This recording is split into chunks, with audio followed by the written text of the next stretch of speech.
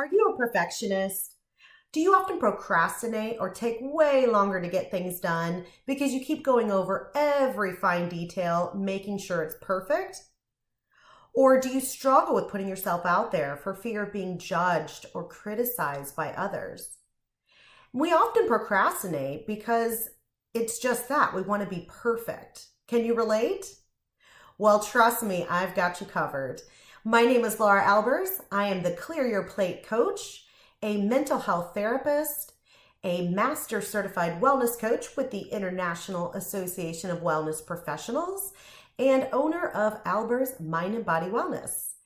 And in this video today, we're going to be talking about how perfectionism holds us back and what to do instead. All right, so I want to share 3 ways that perfectionism actually holds us back. There's really more ways probably than these 3, but these are just 3 primary ways that I really want to focus on in our time together today. So the first way that perfectionism holds us back is that it keeps us safe, stuck, and small, right? It keeps us from getting out there and like putting ourselves out there and, doing projects or reports or, for example, me doing this video, right? It's not perfect. I'm sure you'll find lots of flaws in it, but that's okay. It's what allows me to be more of my authentic self and hopefully to connect with you, in a way that feels real. So it's that perfectionism, when we seek so much for these unrealistic expectations, it keeps us from really putting ourselves out there. The second way is that it can affect our relationships. So if we're so busy feeling perfect or wanting to be perfect or, hiding any flaw or not showing any weakness that we might possibly have or perceive that we have, then it's really going to be impossible to be our true authentic selves. And we're really going to miss out on feeling that unconditional love and that unconditional support and trust. And our relationships tend to suffer when we're so busy always being perfect. Plus, it places unrealistic expectations on our partner. And how fair is that when they're feeling also like they always have to be perfect or they're fearing that they're being judged? So keeping that in mind. The third way that perfectionism can hold us back is that it can actually create more stress because we tend to procrastinate. Now you might be saying, wait a minute, how does procrastination and perfectionism, those don't seem to go together? But actually they do. Most often when people procrastinate, it's because they're perfectionists.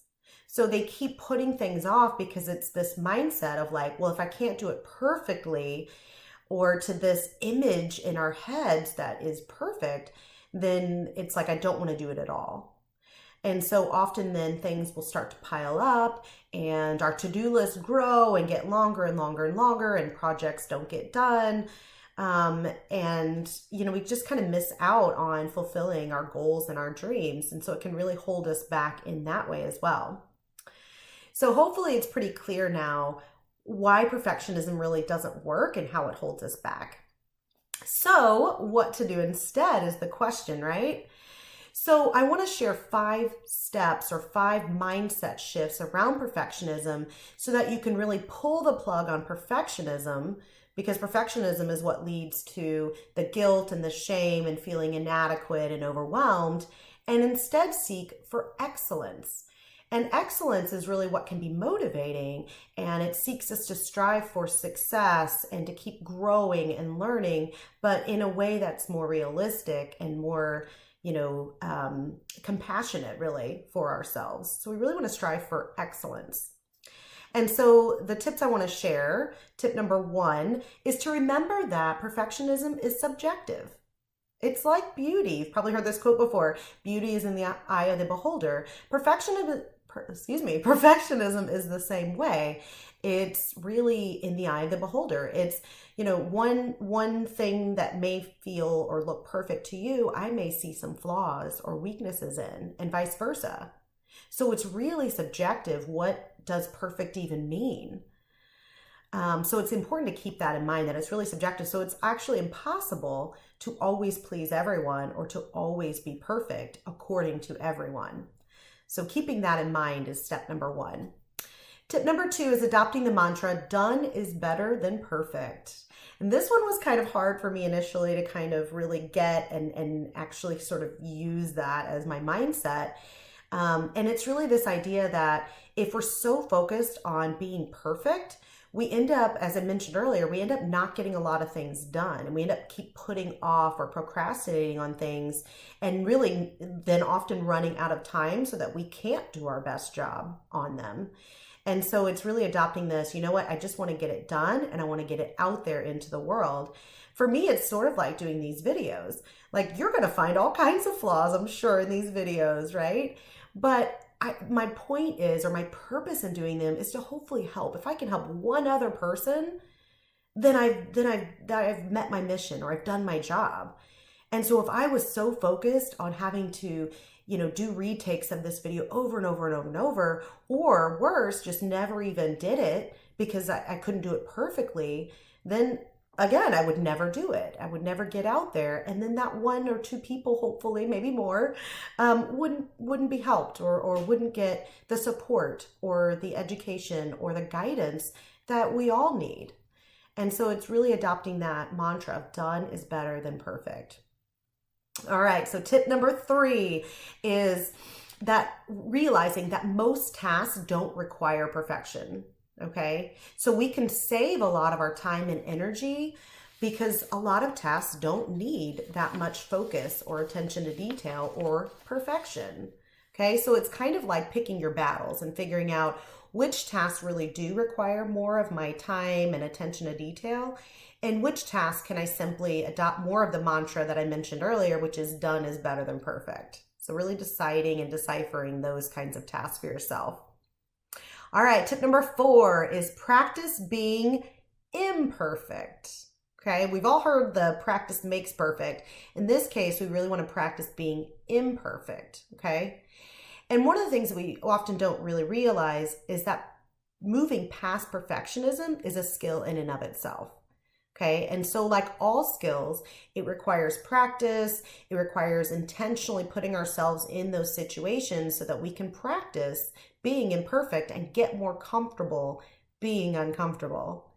And so as we talked a little bit about in the last tip, it's really, starting with or choosing some of those tasks that don't require as much perfection or attention to detail, and practice on those situations or with those tasks being imperfect and get more comfortable with being uncomfortable.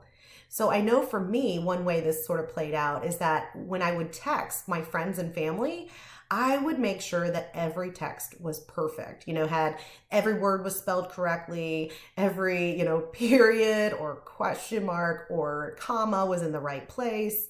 And it got to the point, I would reread the text too. And it got to the point where it was like, why am I doing this? Like, it doesn't matter. They don't care. They know what I'm trying to say. So I've learned in those situations and others that I can sort of let my guard down, that it really doesn't matter. I don't have to reread and spend all that time sending a text that may really only require a 2-second response. So that's just kind of an example. So be thinking about those times where you can practice being imperfect and get more comfortable being uncomfortable. And the last tip, tip number 5, is to adopt WabiSabi. Wait, what? You might be wondering, what the heck did she just say? Well, WabiSabi, if you're not familiar, is a Japanese philosophy that really values imperfection, incompleteness, and impermanence. Okay? So it's about really valuing and celebrating being imperfect. And how cool is that, right? If we can all have sort of more of this practice or focus or philosophy around accepting ourselves, flaws and all, which we all have, what a better place really the world would be. So Google WabiSabi if you're not familiar and just kind of see if that might be a practice that you want to adopt in your own life.